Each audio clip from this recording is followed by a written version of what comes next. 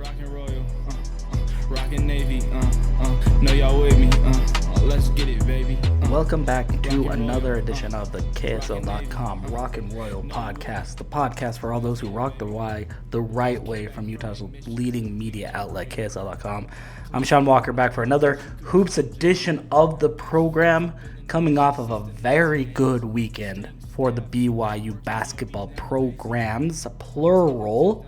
Yes, that's multiple. The men's basketball team picked up a crucial 80-65 win over Kansas State in front of a jam-packed Marriott Center. Just over 17,000 announced attendance there on a really special night for Cougar Nation. Not only was it a big win for BYU or a fellow bubble team in K-State, helping kind of solidify the Cougs, at the very least, bubble status, if not a little bit more. They're currently now outside of the last four in ESPN.com's Joe Lunardi's latest bracketology report, putting them squarely into the outright field of 64, if you will, away from that Dayton line, which I think is massive, massive, massive for the Cougars. It's also a win that BYU is going to be favored in down the stretch. Only 3 of their final 6 games, they'll be favorites. They won't be. They've got a 47% chance to win Tuesday night against Kansas at home, per KenPom.com, the leading provider of predictive metrics in college basketball. So it's going to be a really tough road for BYU going down the stretch. They need to find wins wherever they can, and I think that made this K-State win that much more vital for this team. Obviously, you know about some of the results. You've seen the highlights. You've seen a lot of the numbers. Richie Saunders, again, with his first career double-double, a career-high 14 boards for BYU's leading scorer. I think that was pretty massive. You had Kiba Keita with 9 points, 11 rebounds, and a career-best 5 blocked shots, really patrolling the paint and protecting the rim very well was Keita. Dallin Hall did a really nice job of getting downhill in particular, scoring 16 points to finish among BYU's leaders. And for the most part, BYU just kept K-State off balance. Didn't really let them get that comfortable. Went on a double-digit run about midway through the first half and never really let up. K-State got mildly close a couple of times. I think as low as like 4 or 5 points. And 1 or 2 points in the second half, but could never overtake the lead because BYU just kept their foot on the gas for a big 80-65 win over the Wildcats. The other reason why I think this was an important win, though, has very little to do with basketball, and I'll try to keep my emotions in check a little bit for this one because it was a really special night in the Marriott Center for maybe non-hoops reasons in some ways. If you live in Utah or close to or around the Wasatch Front, you know the news obviously by now, stemming from a February 6th car accident in the Lehigh area involving former BYU big man Jake Schoaf. Our hearts go out to Schoaf's family, his wife Emily, their 4 children, his parents Carl and Marianne, Emily's parents Mike and Leah Criddle, as well as the 50 or so members of the Schoaf family that live here on the Wasatch Front. But most of those family members were in attendance Saturday night, and BYU actually honored Jake Schoaf at halftime of the game. The whole family were wearing replica Schoaf number 5 jerseys in honor of his playing days. Jake Schoaf grew up a massive BYU fan. He played a couple of years at Weber State College, around a church mission to Honduras, and then transferred to BYU, where he was more or less statistically a role player, but the absolute consummate teammate.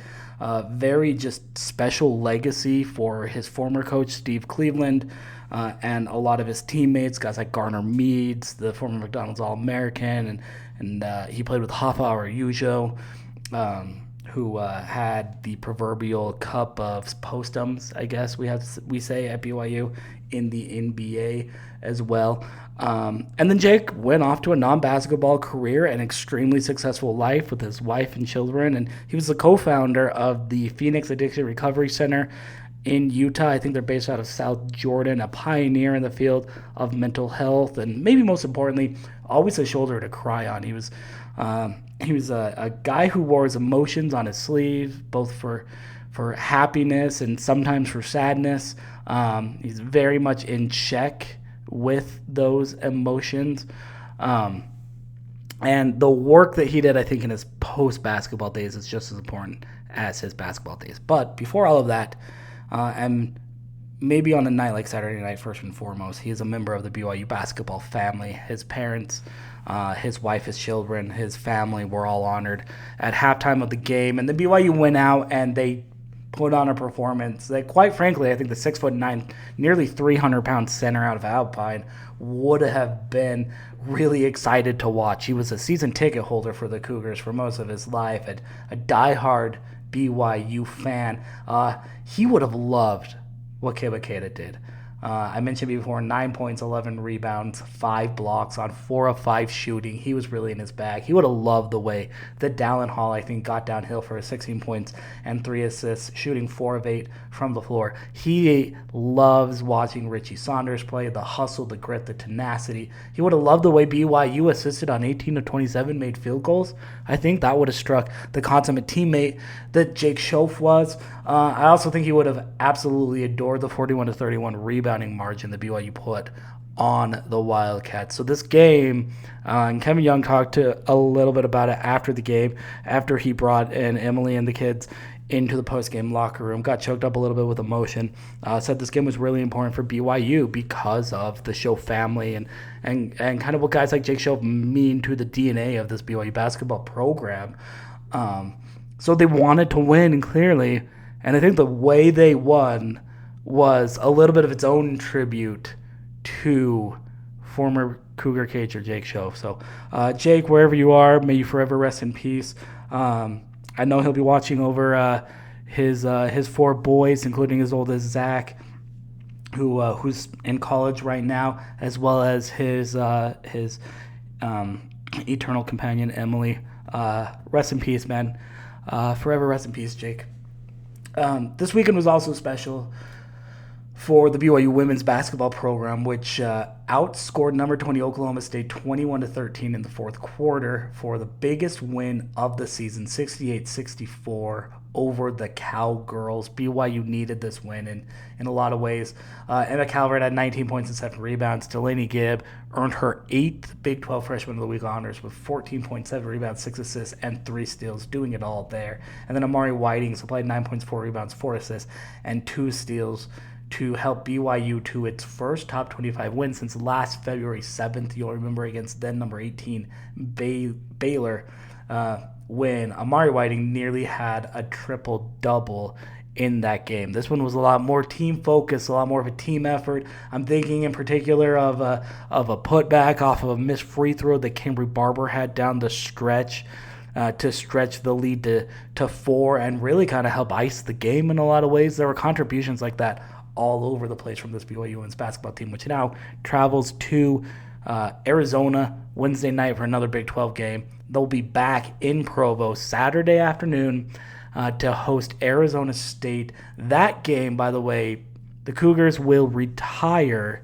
the jersey of Teresa Spalding Hampson, the best center in the country when she came out of women's college basketball before she played a couple of years over in Europe. She won all sorts of national awards. She'll be the 3rd ever BYU women's basketball player to have her jersey hung in the rafters at the Marriott Center. And, of course, many new-age BYU fans probably know her as the mother of BYU posts. Let's see if I can get them all right. Jen Hampson, Sarah Hampson, who's only about 22 block shots behind her mom in terms of career blocks in BYU women's basketball history. And then Heather Hampson, who is a junior on this year's squad as well. So it's going to be a pretty cool afternoon, early evening in the Marriott Center this Saturday against Arizona State. BYU men's basketball will be on the road at Arizona, part of a 2-game road trip to the Grand Canyon State. That'll wrap up next Wednesday against Arizona State as well. So if you're in town, if you're back in Provo, I highly recommend coming to the Marriott Center Saturday, not only for BYU women's basketball against ASU, but also for a pretty special moment for the Hampson family and an all-time, I mean it, I absolutely mean it, guys, an all-time great in Teresa Spalding Hampson, getting a much to resignation, the third ever BYU women's basketball player to have her jersey retired and hung in the rafters at the Marriott Center. A day later now, this is what I really want to get to with my special guest on this podcast. BYU women's basketball attended the baptismal service of 6-foot guard wing Marya Hudgins. Now, if you don't know the name Marya Hudgins, that's okay. That's fine. She played 2 years at Santa Clara before transferring to BYU at the start of what would have been her junior season. And then she only played in 7 games, all starts, averaged 4.5 points, around that in rebounds per game, 6.0 rebounds per game, 5 assists, 5 turnovers, 6 blocks. Real energy player, hustle player. She hasn't played since November 28th. I mentioned when she had 7 points in a 63-51 win over Rice. She's been injured since that time, and she announced just a couple weeks ago she's going to shut it down for the rest of the year, take a medical redshirt, and return to BYU for 2 more years of her college career.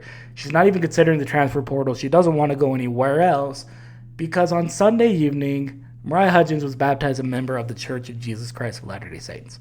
Now, that may not seem necessarily remarkable to outsiders. BYU obviously is the sponsored institution of the LDS Church. A lot of their students, coaches, and athletes as well are members of the church. But Marya Hudgins, again, the 6-foot native of Aurora, Colorado, is not. She transferred after 2 years of Santa Clara and never really intended to join the church or to change religions or to really join any church or any religion when she first transferred. But she got to know her teammates and her coaches on a personal level and eventually started attending church with a couple of them, and she's got a roommate, Emma Calvert, a senior on the team who's LDS, and eventually she was picked up a copy of the Book of Mormon, started reading it, started looking into the church, started looking into the tenets that her teammates and most of her coaches live by, and she made the decision to be baptized on Sunday night. A powerful moment, a powerful day, a powerful evening for the BYU women's basketball program. It was really cool. You probably read about it on social media. She posted on Instagram. It was on Twitter, X, Facebook, a couple places from that BYU women's basketball account. It's the 6th straight year they've been involved in a baptism. You may remember last year, Ari Mackey-Williams, also kind of a similar story in some ways. But Marya's story, I think, is pretty cool just because of the way her path is always, in a lot of ways, kind of led to BYU, even if it didn't necessarily seem like it would right away. I'll let her explain a little bit because I sat down with Marya. This was early Monday morning, to talk a little bit about her faith journey and her experience at BYU, including what led her to commit to be baptized a member of the Church of Jesus Christ of Latter-day Saints. Marya, BYU women's basketball had a really big win Saturday afternoon, I guess it was, then over the number 20 Oklahoma State. You were there. You saw the whole thing. Pretty exciting moment, pretty big moment. Felt like a lot of things kind of on the court just sort of came together for this team. But then a day later, maybe an even bigger moment. What am I saying? Maybe, not maybe. Definitely an even bigger moment for you personally, for your team. You were baptized, a member of the Church of Jesus Christ of Latter-day Saints. Sunday, that was February 18th, if I could do math right. Can you kind of just walk me through a little bit some of your emotions of Sunday? What Yeah. was the moment like?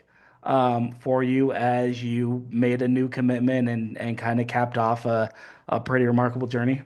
Yeah, I mean, I think I've known like I was like the date of my baptism for like 2.5 weeks prior to it happening. So like I was like super excited, just kind of like counting down the days. And then once yesterday came, I was like just full of like excitement, but also like really nervous because I was like, oh, like it's such a big day. Like there'd be so many people there. I think I was getting like worried about like being like actually like baptized, like how, kind of how that would like work and all that stuff. So I was asking so many questions and just kind of pacing around my apartment all day leading up to it, like cracking jokes. And Emma, my roommate, was like, "Girl, you are nervous. I can tell by how you're acting." I was like, "Oh," but yeah, once it came down to it, like I was so happy, just like filled with so many emotions, like happiness and just, um, it was just very bittersweet. I would relive that day every single day for the rest of my life if I could. I'm looking at the one of the photos from the service on Instagram right now, and I'm trying to count all of the people that were there. It looks like all of your teammates were there. Your whole coaching staff was there. Yeah. Um, in one of them, it looks like Lee Cummard, your assistant coach, performed the baptism. Is that right? Yes, he Okay. did. Okay. So everybody was there. Basically, everybody was there. What did that mean to have kind of that kind of support, not only for a big moment, but just so many people that were sort of behind you and in your corner and really rooting you on? Yeah, I mean, it was awesome. I mean, they my whole staff and teammates, really, besides Emma and Heather and Sarah, had no idea that I was even going to be getting baptized or that I was really meeting with missionaries. So after the day after our Colorado loss, um, I told them after practice, and it was just like pure excitement and like a lot of Yeah. shock because it was like, what are you talking about? So yeah, I mean, it's just, I mean, they've been amazing. And then just being able to have Lee baptize me, that was just so awesome. I mean, he's become like a second father to me. So just to have him be a part of that moment as well, is just, it just was the sweetest ever. Yeah. That's awesome. That's awesome. Um, you where did this journey kind of start for you here? Is there a moment that you can kind of pinpoint for where it really began, where you started to get a little interested in the church and your relationship with God and all of that stuff, or was it kind of gradual? I mean, it kind of happened. I spoke at my baptism yesterday, and I kind of talked about how I always felt like a tie to BYU. In my talk, I brought up my like journals because I like to journal, and so I read three journal entries, one from my freshman year, sophomore year, and then this year, and it was awesome because my freshman year journal entry. It was right after we beat BYU. And in that entry, I was talking about, gosh, like I wish I could play here every game. Like it's so awesome. And I just expressed like during my talk, I was like, I knew from the start, like that I wanted to be here and how cool that even when I was at a different school, like I was talking about how awesome this place is. So I felt like there was always a tie.